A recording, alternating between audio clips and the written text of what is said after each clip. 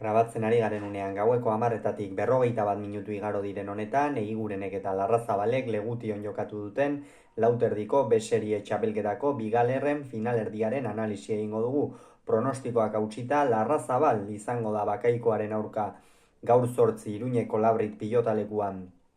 jokatuko duen bigarren pilotaria, 22 eta 14 irabazi dio Julen Egigureni. Egigurenek aurrekoan eskirozi irabazi egin zion berri zen, Larrazabalek berriz zuen partida jokatu behar izan, Odei Espositoren lesioa zela tarteko, eta gaurkoan finalerdietan nor baino nor izan dira, eta egia esan partida osoan zehar Iker Larrazabal gehiago izan da. Egia da, partida hasieran Julen Egiguren oso ongi jokatzen hasi dela, saketikan asmatzen, gero erremate batzuk eta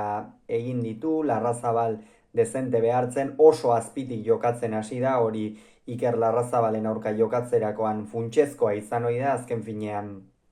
Amurrioarrak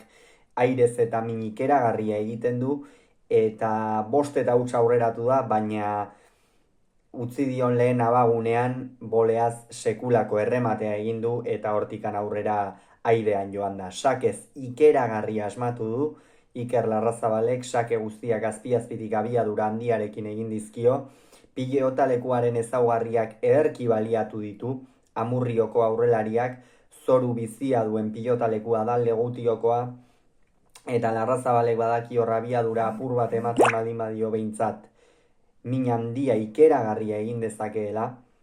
eta hori bikain baliatu du. Gainera 12 eta 6 aurreratu da lehen etenaldian, Julen Egigurene geroz eta abagune gutxiago zituen, defentsan eta ongi aritu da, baina Ikerrek sekulako partida egin du, punpairez min handia egiten du Larrazabalek, eta gaurkoan beste behin ere erakutsi du hori. Gero baina partida apur bat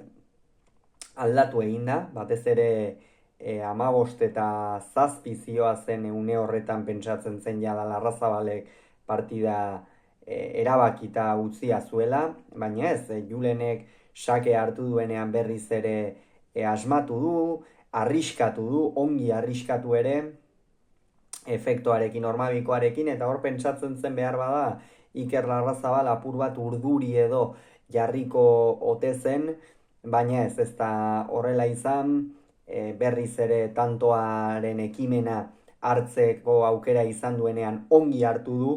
eta 18 eta 14 aurreratu da bigarren etenaldira, eta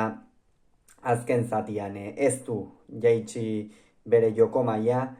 abiadurarekin jokatzen jarraitu du, punpairez esan dugu, sekulako mina egiten du, baina behar bada errekurso horrekin min gutxiago egin zion Zubizarretari, kasu honetan lehen mailako pilotekin, baina hemen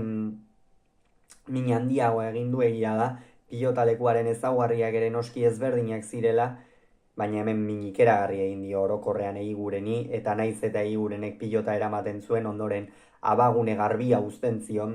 eta benetan aipatzeko moduko norgehiagoka egin du Larrazabalek. Lauterdian zen behar bada orain artean kazulo gehien zituen modalitatea, azkenerako 22 eta 14 irabazi dio, eta finalean da, Joanes Bakaikoa izango da aurrean, aurkari gogorra, ziur norgehiagoka luzea eta estua izango dela, oso irekia, enintzake egia esan ausartuko favoritoa desaten, behar bada gaur bien jokoa ikusita eta Iker Larrazabal apur bat favorito xeago joko nuke, baina ez da sekula jakiten zer gertatuko den, eta urrengo astean zehar izango ditugu, bai bi pilotarien errepasoak, analisiak ere egingo ditugu, eta final honen inguruan jarraipen zabal bat noski izango duzue kirolunean. Hauxe beraz esan beharrekoa, urrengoan gehiago izango duzue, bitartean ongi izan, agur!